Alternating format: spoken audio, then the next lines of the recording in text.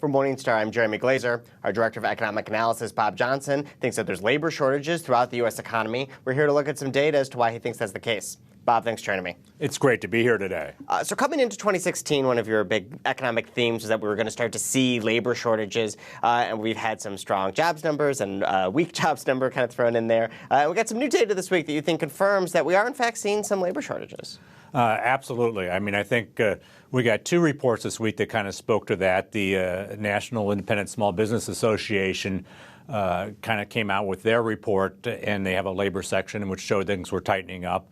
In addition, we got the job openings and labor turnover report from the Labor Department, which kind of complements last week's employment report.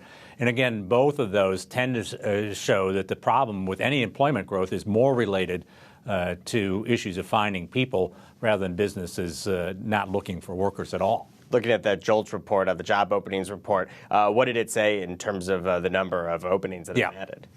Openings were about 5.6 million, and that's been that's very, very near a high of the recovery, and also the high back to 2000s. So this 5.6 million openings is a really large number. And I mean, to put it in perspective, hires are about 5.1 million right now, according to the same report. And it's almost the other way around. It's usually where your hires are greater than your openings because you usually fill some things in a month or less. And it's just pretty incredible that we've now had a sustained period where these openings have stayed above hirings because people just can't find enough. And I tell you, the openings are very broad-based. This isn't like a bunch of restaurants and nothing else is showing any job growth. I mean, this is really very, very broad-based. And openings over the last year are up about 400,000 people, and so it's had some pretty healthy growth.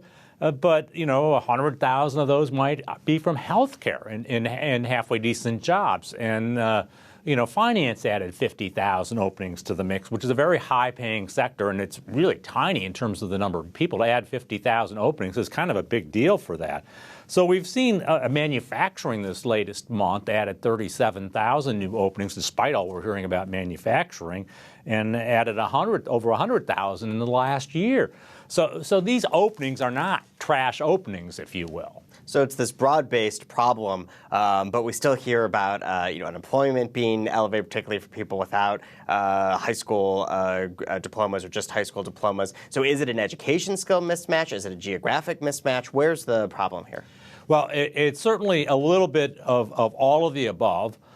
We've certainly got a skill mismatch, and we keep on hoping that businesses train more people to kind of get over that problem. And certainly we've seen news out of J.P. Morgan and out of Starbucks that indicates they want to have more training programs and to bring up wages at the bottom end of the curve, not because it's mandated, because they're already in many cases above that, but because they figure in their business they need to, because of labor shortages, need to kind of boost that wage to get the best possible person. And so we're seeing that from two important leaders there in terms of J.P. Morgan and Starbucks. And so we're seeing this in many areas where we've had these shortages. But now it's not everybody. Now, if you work up in a paper mill in northern Wisconsin or something and aren't willing to move out, I mean, certainly you're going to think the economy looks pretty bad. Geographically, if you want to stay where you are, you may have some issues.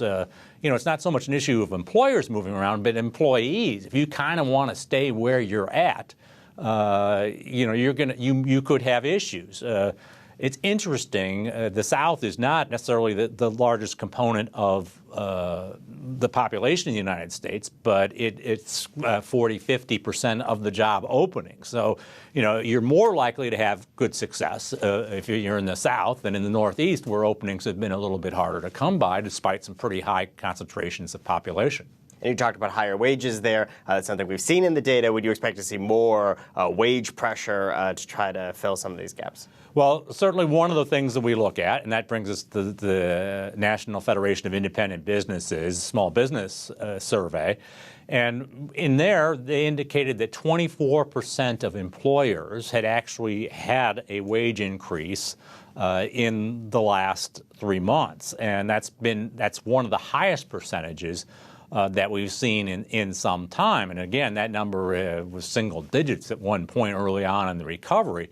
And that's a high number given it's a 3-month look back, not a full year look back. So especially for a time of year that isn't particularly known for wage increases. So again, that 24% of them actually paid a higher wage is pretty interesting. What's more interesting that it's starting out at the beginning of the quarter, 15% of them thought they'd pay a higher wage. So it's obvious as people actually got into the market and had to hire people, they ended up paying up, if you will. And that report said that nearly half of small business owners with openings couldn't find qualified workers. Yep.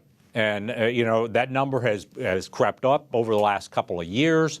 We're near where we were. I think the highest mark was maybe a month or two ago at 48%. But again, we get asked again and again in our columns, where's our proof that there's shortages? Well, half of small businesses say they can't fill their openings. It's mentioned in this particular report that it's the third largest concern after regulation and taxes. The next biggest worry is finding qualified people.